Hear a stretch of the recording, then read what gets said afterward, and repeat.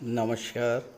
मैं वी शास्त्री अपने चैनल के माध्यम से आप सभी दर्शकों का बहुत बहुत स्वागत करता हूं। दैत्यों के सेनापति राहु 30 अक्टूबर को राशि परिवर्तन करेंगे और अपनी वर्तमान मेष राशि को छोड़कर देवगुरु की राशि मीन राशि में गोचर करेंगे और अगले 18 माह तक मीन राशि में ही गोचर करेंगे। ज्योतिष शास्त्र की मान्यता है, कोई भी ग्रह जो लंबे समय तक एक राशि में गोचर करता है वो राशि परिवर्तन से लगभग सवा माह पहले से ही अपना फल देना शुरू कर देता है। तो राहु जाते जाते क्या देकर जाएंगे, क्या वरदान देंगे आपको राहु, क्या शुभ फल प्रदान करेंगे, यही है आज की चर्चा का विषय। आज के इस वीडियो में इस बात पर चर्चा करेंगे कि न केवल सवा माह बल्कि आने वाले दिनों में भी राहु आपके लिए अच्छा फल प्रदान करें। राहु की आप पर कृपा बनी रहे, क्योंकि आज के भौतिकतावादी युग में राहु ही वो ग्रह हैं जो आपको वो सब कुछ दे सकते हैं जो आप पाना चाहते हैं। तो राहु जाते जाते वृषभ राशि के जातकों को क्या देकर जाएंगे, इसी का विश्लेषण करेंगे इस वीडियो में। ये विश्लेषण आपकी चंद्र राशि के आधार पर किया जा रहा है, यानी आपकी जन्म कुंडली में चंद्रमा जिस राशि में गोचर कर रहे हैं वही आपकी चंद्र राशि है और उसी के आधार पर आपको इस वीडियो को समझना है। तो ये है वृषभ राशि के जातकों की कुंडली। राहु का गोचर आपकी कुंडली के 12वें भाव में है। बात करेंगे राहु ने अब तक आपको क्या दिया। राहु 12वें भाव में है और 12वां भाव होता है खर्चों का, 12वां भाव आपकी हानियों का होता है, 12वां भाव निवेश का भी होता है, साथ ही साथ 12वां भाव अस्पताल, कोर्ट कचहरी, न्यायपालिका का भी होता है और 12वां भाव धर्म, अध्यात्म और मोक्ष का भी होता है। राहु के वजह से आपको अपने स्वास्थ्य को लेकर, कोर्ट कचहरी या अस्पताल के खर्चों को लेकर बहुत अधिक चिंता बढ़ी होगी। धन तो आया होगा, पैसा आपने कमाया होगा, लेकिन उस पैसे का आप संचय नहीं कर पाए होंगे, क्योंकि आपके खर्चे इतने ज़्यादा रहे होंगे कि आप खर्चों से ही परेशान रहे होंगे।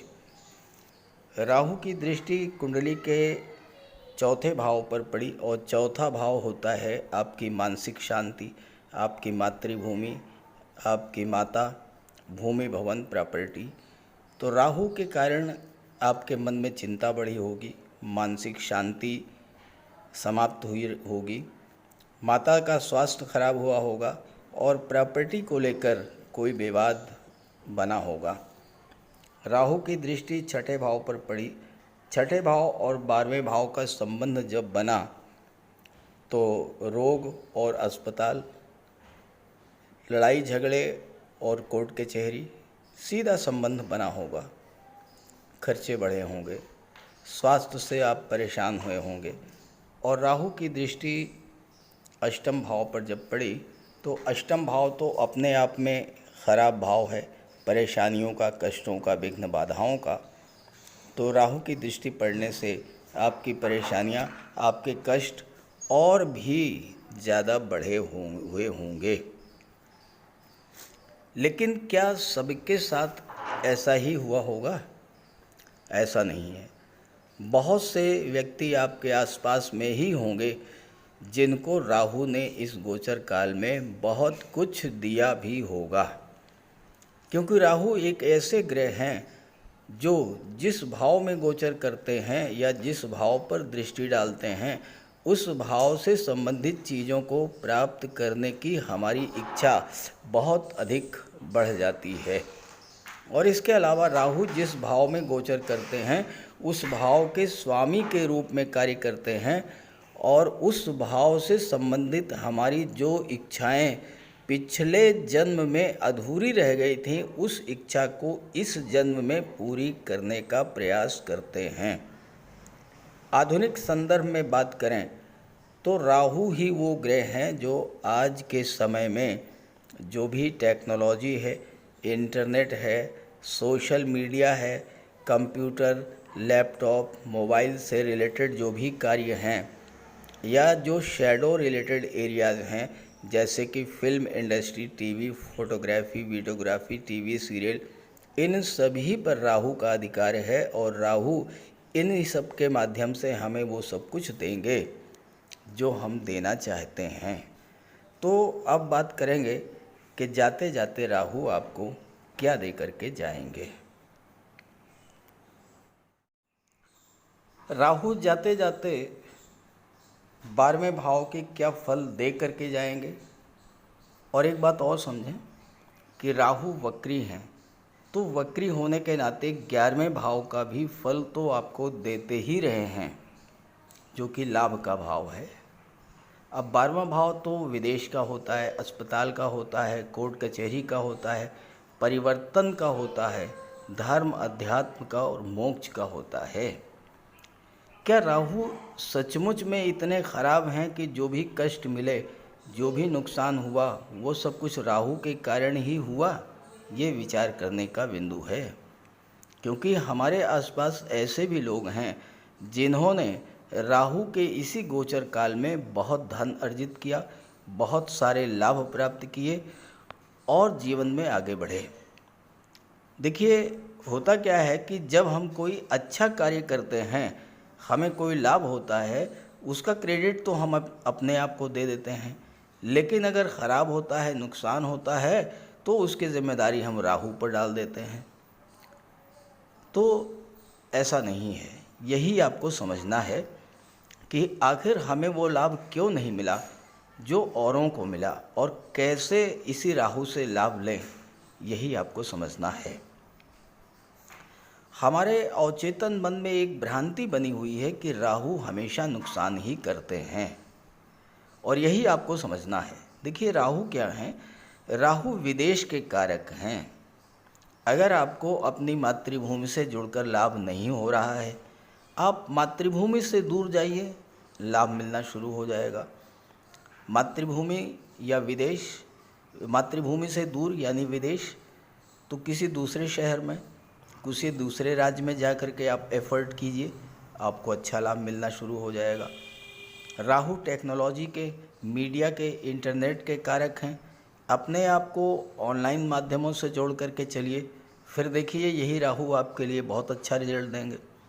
राहु क्या है? छाया हैं और छाया से संबंधित क्षेत्रों, फोटो रिलेटेड एरियाज़ जैसे कि फिल्म इंडस्ट्री है, मॉडलिंग है, टीवी सीरियल है, वीडियोग्राफी है, फोटोग्राफी है, यूट्यूब है, इंटरनेट है, इंस्टाग्राम है, इस तरह के माध्यमों से जुड़ करके आप देखिए, आपको बहुत अच्छा रिजल्ट मिलेगा।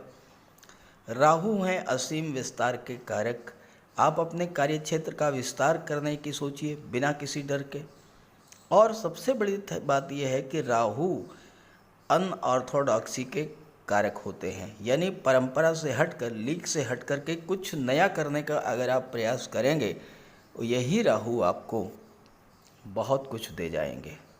अगर आपने राहु को समझ लिया तो राहु के आने वाले जो 18 माह है ये आपके लिए बहुत शुभ होंगे और जाते जाते राहु 12वें भाव की चीज़ों से लाभ दे करके जाएंगे। देखिए, 12वां भाव विदेश का होता है और आपके मन में विदेश जाने की प्रबल इच्छा रही होगी, लेकिन पूरी नहीं हो पाई होगी। तो अब ये जो आपकी विदेश जाने की इच्छा थी, वो राहु जाते जाते पूरा करके जाएंगे। खर्चे आपके बढ़े हुए थे और आपके मन में प्रबल इच्छा थी कि मैं किसी तरह से अपने खर्चों को कम करूं, खर्चों को मैनेज करूं। तो अब क्या होगा कि वो खर्चे धीरे धीरे आपके कम होना शुरू हो जाएंगे और आप ये भी प्रयासरत थे कि निवेश नहीं हो पा रहा है, तो निवेश भी आपका बढ़ेंगे। चूँकि राहु वक्री होते हैं, 11वें भाव का भी फल देते हैं और 11वां भाव आपकी इच्छाओं का होता है, तो जाते जाते राहु आपकी इच्छाओं को, आपके सपनों को भी पूरा करके जाएंगे। चौथे भाव पर राहु की दृष्टि पड़ेगी और चौथा भाव जो होता है ये मातृभूमि का होता है, माता का होता है भूमि भवन प्रॉपर्टी का और मानसिक शांति का होता है। तो जो मन में अशांति की स्थिति, परिवार में तनाव या कलह की स्थिति या पैतृक संपत्ति को कोई लेकर विवाद था, इस तरह के जो विवाद थे वो समाप्त होंगे। आप राजनीति में हैं, वहाँ पर कोई उठापटक हो रही थी, वो चीज़ समाप्त होगी। और साथ ही साथ भूमि भवन प्रॉपर्टी खरीदने की इच्छा अगर आपकी थी, चूँकि राहु जिस भाव पर दृष्टि डालते हैं उस भाव से संबंधित चीज़ों के प्रति बहुत ज़्यादा डीप अटैचमेंट पैदा करते हैं।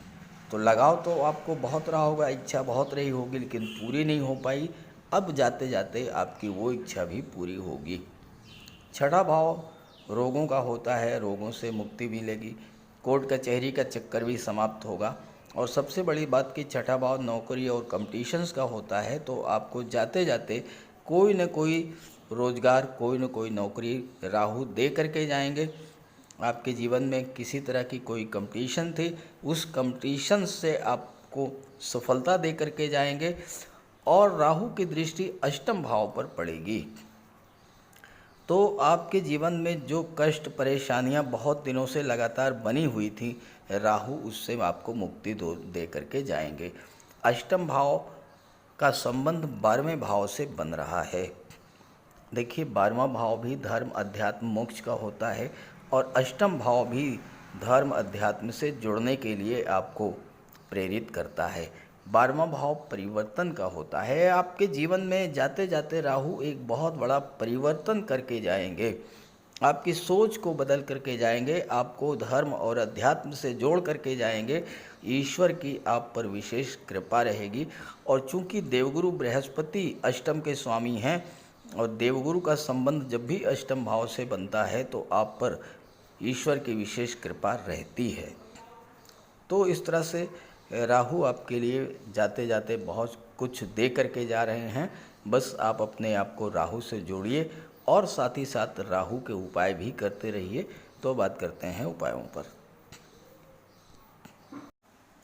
राहु का कोई अशुभ प्रभाव आप पर न पड़े, इसलिए राहु का उपाय जरूर करें। राहु का सबसे बढ़िया उपाय है मोर पंख। देखिए, राहु को सर्प का स्वरूप माना गया है और मोर सर्प को खा जाता है। तो जहाँ पर मोर पंख रहता है वहाँ पर राहु का प्रवेश नहीं होता है। अपने घर के मेन डोर पर, बेडरूम में, ड्राइंग रूम में, स्टडी रूम में एक एक मोर पंख लगा दें। एक मोर पंख अपने तकिए के नीचे रखें। जहाँ पर आप कार्य करते हैं, ऑफिस में, वहाँ भी मोर पंख आप रखें। और अपने बैग में एक मोर पंख ज़रूर रखें और एक सुरमे की डिबिया, ये दो चीज़ें अपने बैग में हमेशा रखें। और एक छोटी सी चांदी की गोली अपनी जेब में रखें। इससे राहु और बुध दोनों का उपाय हो जाता है। काले कुत्ते को भोजन दें, काली गाय की सेवा करें। इससे राहु, केतु और शनि तीनों ही प्रसन्न होते हैं। कुष्ठ आश्रम में जाकर के या दिव्यांगों को भोजन का दान दें। और एक नारियल शनिवार के दिन अंधेरा होने पर अपने सिर के एंटी क्लॉकवाइज 7 बार घुमा करके नदी में बहा दें।